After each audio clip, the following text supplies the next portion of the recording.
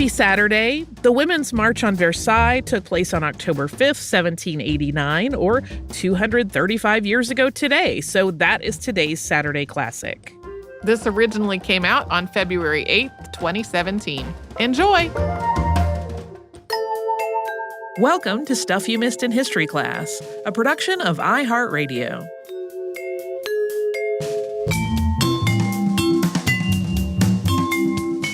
Hello and welcome to the podcast. I'm Holly Fry. And I'm Tracy V. Wilson. Hey, Tracy, you know what's all over the news at the moment? Protests. Yeah, protest marches. So I thought maybe we would talk about the Women's March, but not the one you're thinking about. The one that happened on Versailles in the 1700s. The one that the moment I heard about it, I said, hey, Holly, I think you might want to do this episode. Yeah. And it's one of those things that I knew about in sort of an abstract way, but I didn't realize, I was not really aware of all of the details of it. So this is an event that took place quite early on in the French Revolution. As we've mentioned before, anytime we touch on the French Revolution, it is a long and winding road. So this is at the very early start of it. And it started with a bread shortage. This is kind of one of the more famous aspects of the French Revolution. And as with any historical event, there are multiple causes that lead up to this thing happening. So we're going to talk about each of them and kind of put the pieces together before we get to the actual march. And first in the setup, we're going to talk about Versailles. Versailles is located 12 miles, which is a little more than 19 kilometers from Paris to the southwest of the city. The site originally featured Louis XIII's chateau. It was a stonework hunting lodge designed to be a getaway. But under the next king of France, it became something quite different, eventually evolving into a very opulent seat of the monarchy. The palace and a complex of other buildings built during the 7-decade reign of Louis XIV, at the time just prior to the Revolution, included governmental office buildings, the royal gardens, the Grand Trianon, the Petit Trianon, stables, hunting grounds, and multiple structures to house all of the people who lived there, which included many, many servants. It's estimated that at the time of Louis XVI's reign, as many as 60,000 people were living on the grounds at Versailles. It was, in effect, its own city.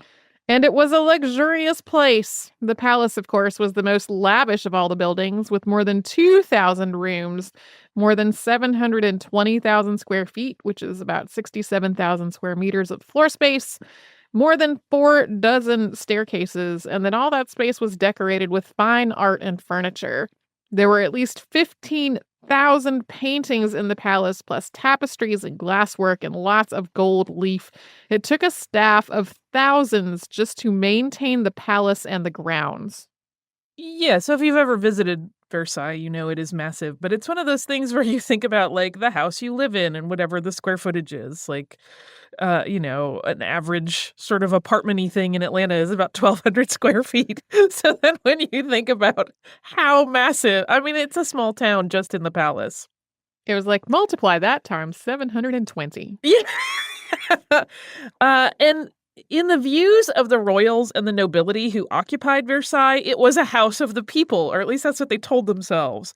Anyone could visit and wander around basically unimpeded. So, but even though the lower classes could visit, the really important thing about Versailles is that it was where the king spent basically all his time. And that meant that the seat of government was at a remove from the city of Paris and the common people by the time Louis XVI was ruler. In the mid-1770s, the grain market in France was deregulated. This was part of a larger economic plan on the part of Enrobert Jacques Turgot, who was serving as the Minister of Finance, Trade, and Public Works under King Louis XVI, who had at this point become the ruler of France. And Turgot's blanket philosophy was no bankruptcy, no tax increases, no borrowing. And he did have a positive impact on the French economy. His policies led to a decrease in the deficit and an increase in credit for a brief time. But while Turgot did seem to have some good ideas about handling France's money, he ran into some pretty serious problems after a couple years around 1776. First, he established a freedom of enterprise and competition policy, and this made France's craft guilds really angry because they had previously controlled all that. And Then he shifted the taxes in kind, where a portion of agricultural production was used as a form of payment. He changed that to a direct money tax. This was intended to garner the government a more liquid income, but it really made everyone angry. Yeah, so to him, this would have fallen under no tax increases because we're still taxing the same. We just now want the cash instead of the crops. But of course, that's not really the same when you're the person making the payment. So Turgot resigned. At this point, Louis XVI was really frustrated. Marie Antoinette and the Minister of State kind of urged Turgot to step down, and he was eventually replaced by Jacques Necker. But his legacy in the grain market would continue. After the grain market went free trade without any price controls, there were a number of years where the grain harvest was also poor, and the 1788 crop was especially bad. Then the following winter was a lot colder than normal. Once the temperature rose enough to melt some of the freeze, there was flooding, which affected granaries and fields, making 1789 an especially hard year for farming before there was even a chance to plant anything. Yeah, it was basically kind of doomed from the start at this point. And this was in addition to the fact that the population of France had grown by about 8 million people over the course of approximately 8 decades, while France's agriculture, which was its primary economic driver, had stayed roughly the same in terms of size. The grain shortage drove up prices, first making it difficult for the average citizens to afford to buy grain, and then there was so little of it that only the very rich could actually purchase it. In 1788, the laborers of Paris were spending about half of their wages just to purchase bread. And by the following year, the shrinking supply had pushed that percentage up to about 80% of wages just going to bread. Yeah, and that's an approximation because you'll see figures cited that are anywhere from 70 to 90%, so I just went right in the middle at 80. And for his part, Necker had actually retired from government finance, but he returned to the position of Director General of Finance in 1788 at the request of Louis XVI. He would also be dismissed and recalled again. The king and his directors of finance had some problems in 1789. And during his 2 times being recalled to office, he did make efforts to assuage the suffering of France's hungry people by banning the export of grain, regulating the grain market again, and arranging to have additional grain imported. But it was not enough to make up the huge gap that had been created by all of these poor harvests. Coming up, we'll get into an effort on Louis XVI's part to try to address these problems. But first, we're going to take a break for a quick word from a sponsor.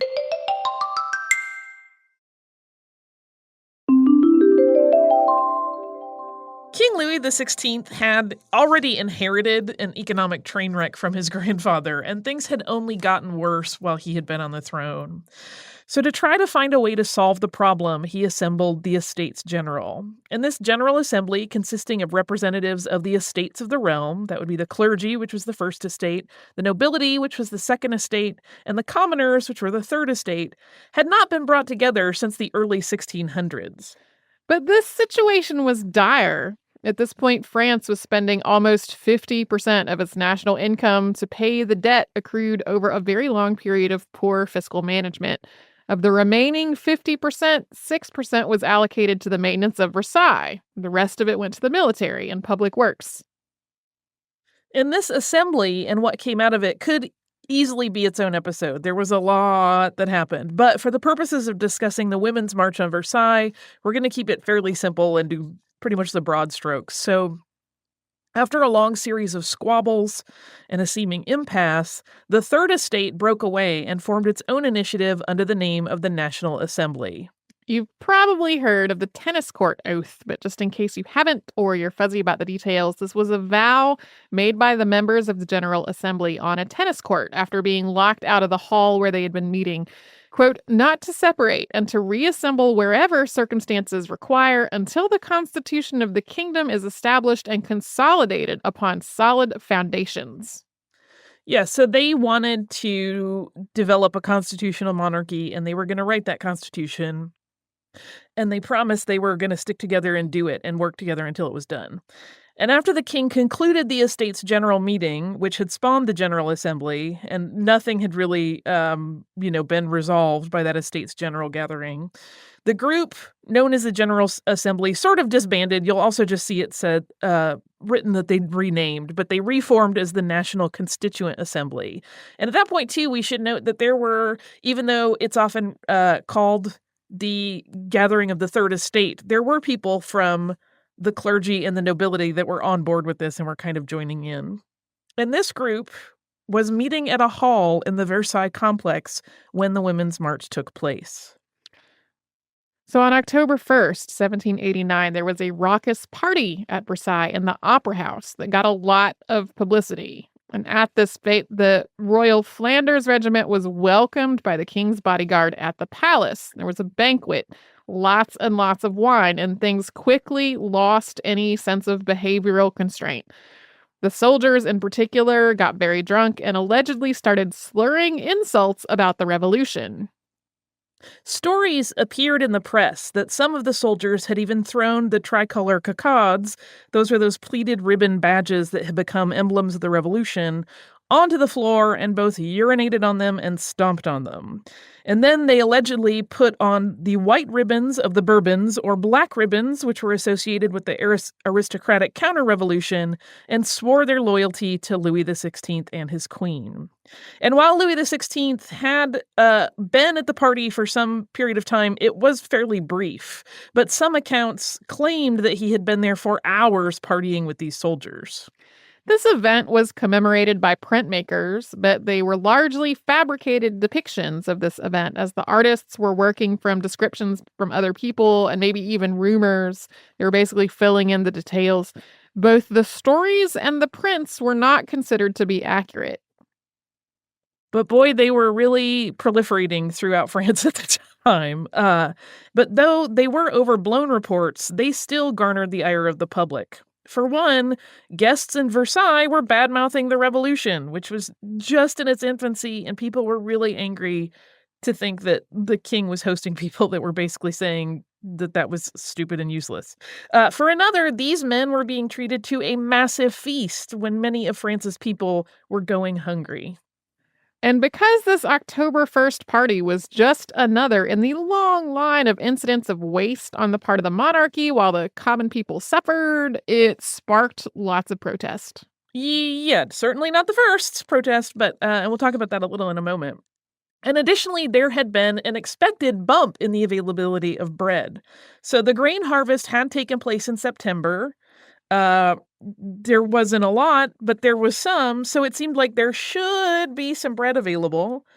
And there had, as we said, been efforts on the part of the French government under the stewardship of Director General of Finance Jacques Necker to import additional grain. So people thought that there should be some food to eat, but those supplies had not arrived yet in early October when this was going on.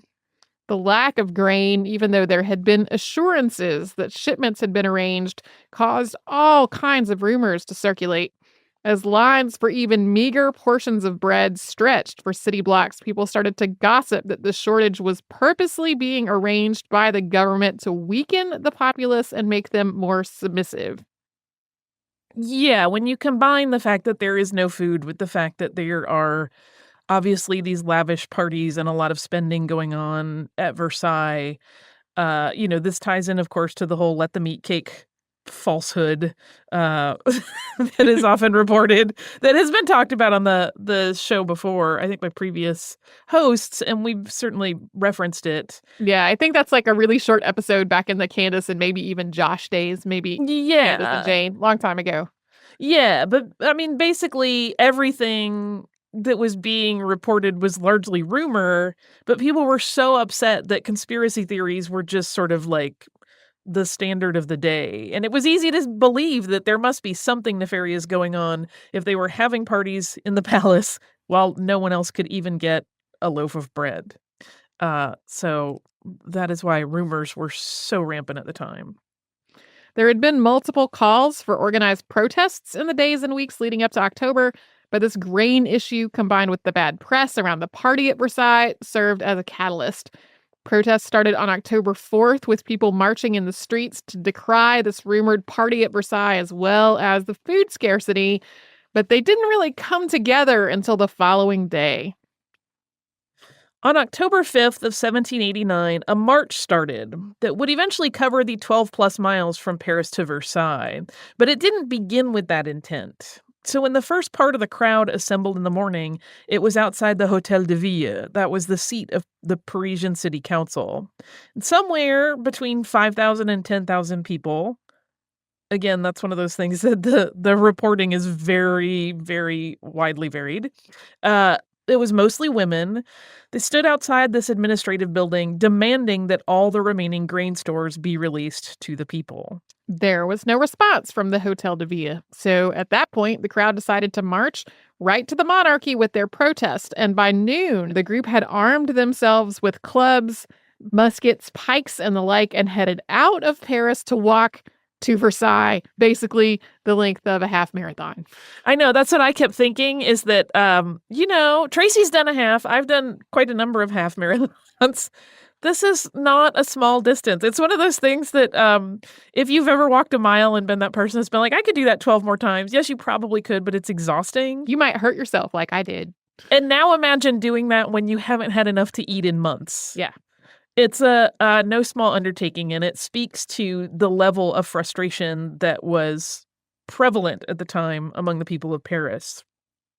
And the royal family had received word of the protesters headed toward the palace, so they sought refuge in their private apartments, and the gates were locked. While women made up the majority of the marchers, they were accompanied by a National Guard officer named Stanislas Maillard. This was not, for many of the marchers, their first protest. A lot of the women, as well as Maillard, had been part of the storming of the Bastille several months earlier on July 14th. And the group, as it made its way from Paris to Versailles, grew. The exact numbers of the protest are difficult to gauge because there are varying accounts. And as we know from more recent history, it's kind of tough to estimate crowd size sometimes. Yes. Numbers vary anywhere from 10,000 to 30,000 people. And the crowd had more than one aim in this protest, and that happened because it had become a combination of the initial group of women who were marching largely over food shortages and other groups that had joined in with their own agendas regarding the revolution. So by the time they reached Versailles, there were several demands kind of being put forth by different factions of the group. One was for the monarchy to address the food shortage, which had really been the initial driver for this whole march. Another was for the king to relocate to Paris and reign from a position where he was with his people and not solely influenced by the aristocracy. And then there were people who just wanted to harm the king, or really more specifically Marie Antoinette, because she sort of became, to many people of France, emblematic of the fiscal problems they were having, because she was known for spending a lot of money when they had nothing. We will talk about how things played out once this protest actually got to Versailles. But first, we will have another quick word from one of our sponsors.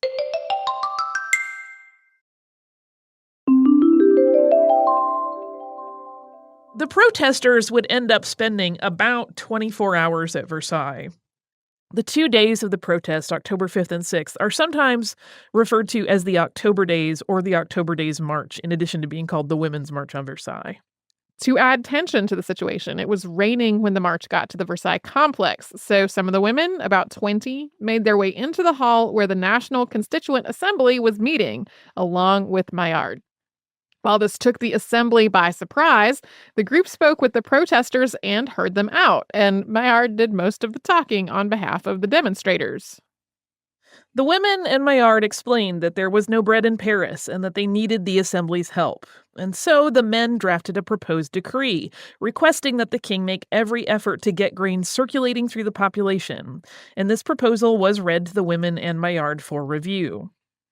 Jean-Joseph Mounier, who was president of the National Constituent Assembly, deputized 6 of the women present so they could enter the palace and make their case directly to King Louis XVI. And for his part, the king seemed receptive. He heard what the women had to say and assured them that he would take action to address the food shortage. The crowd, however, was not placated by the words of the king. In an attempt to mollify the situation, Louis XVI declared that the food stores of Versailles should be opened and that the supplies within should be distributed among them. Still, the crowd was not soothed. To add tension to the moment, a National Guard regiment led by the Marquis de Lafayette had arrived at Versailles should military intervention be needed. But Louis XVI was against the idea of using force in the situation. Tensions waxed and waned throughout the night, and although there were occasionally stray shots fired, the situation did not escalate into violence.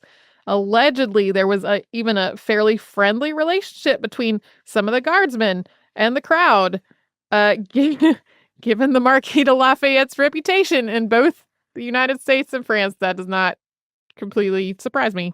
Yeah, apparently some of the guardsmen were just kind of mingling with the people that were there, hanging out. They were trying to kind of make a go of it. Like, we're all stuck here for the night, I guess. But as the night stretched on and dawn of October 6th approached, it became apparent that there were factions in the crowd who had gotten really restless with the situation. They wanted more action on the part of the monarch to come to the aid of the people, and they had become convinced that the Queen, Marie Antoinette, would reverse the seemingly magnanimous efforts of her husband. The section of the protesters became more and more agitated and eventually made their way into the palace in the early morning in search of the Queen. Their intent was to harm her and, according to some accounts, to kill her. But as the Queen fled, the angry faction was unable to keep up the pursuit for the palace's complex floor plan and its many, many doors. Yeah, all of those 2,000 rooms really paid off because if you didn't know the entry and exit points, it was hard to keep up with someone that was running through them that knew them very well. And in the midst of this pursuit, though, things turned violent when a guard fired upon two of the women protesters. One of them was killed, which fomented the rest of the group into retaliatory violence. 2 soldiers were killed and dismembered. The Marquis de Ferrières, a nobleman who was at Versailles at the time, wrote of that morning, and here is what he said. At 6 o'clock in the morning, a crowd of women and armed men assembled in the square, summoned by the beating of drums. Shouts of rage against the royal bodyguards were heard. One of those columns marched up to the royal gate, but found it locked. Another got through by the gate of the chapel, which was open. One of the National Guards of the Versailles militia led the way up to the king's staircase. Some of the bodyguard ran up, quote, "My friends, you love your king, and yet you even come to his palace to disturb him." No one answered. The column continued to advance. The bodyguard mustered in their hall. The doors were soon broken down, and they were forced to evacuate it. The conspirators approached the queen's apartments crying, quote, "We are going to cut off her head, tear out her heart, fry her liver, and that won't be the end of it." Miomandre flew to the door of the first anteroom, opened it hurriedly, and called to the lady whom she saw, "Save the queen. They mean to kill her. I am alone, facing 2,000 tigers.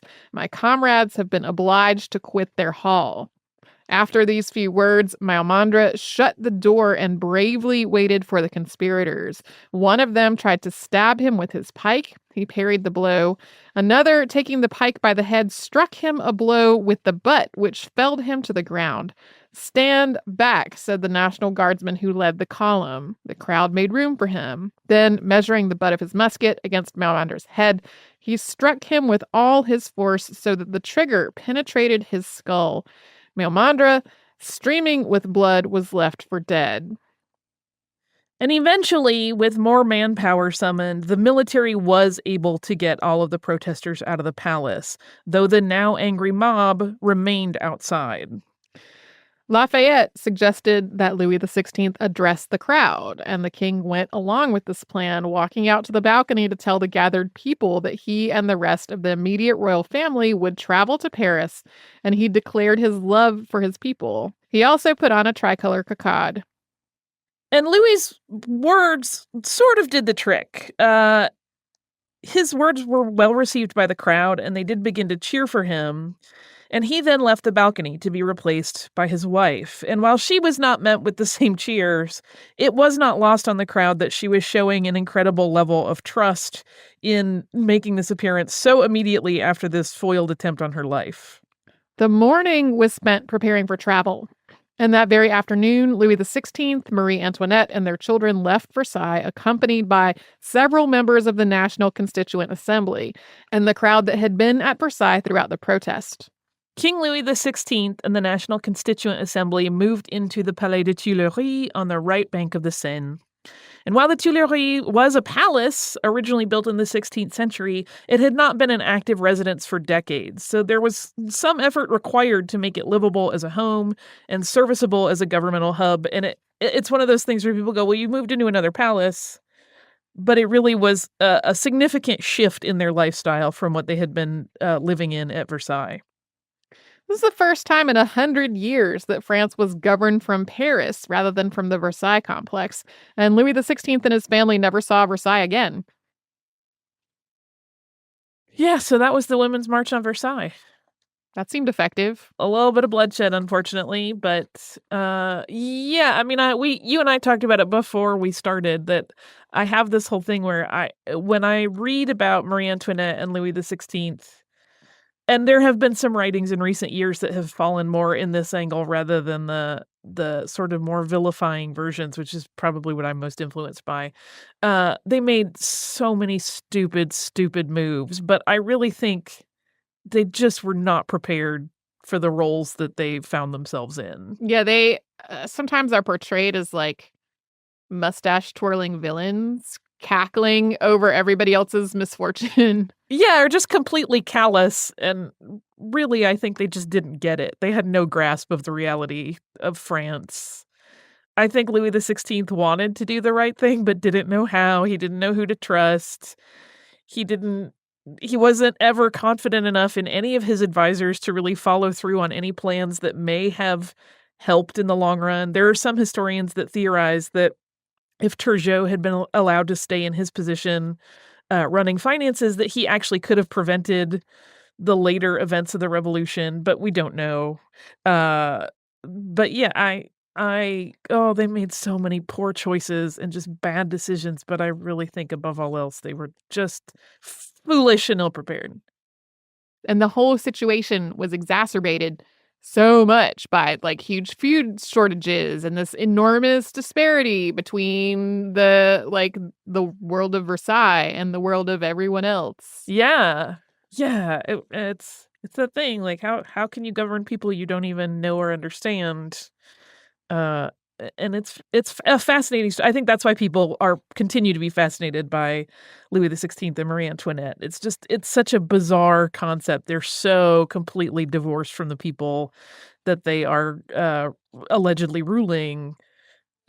There's a surreal level of out of touchness going on, which is again, it's fascinating.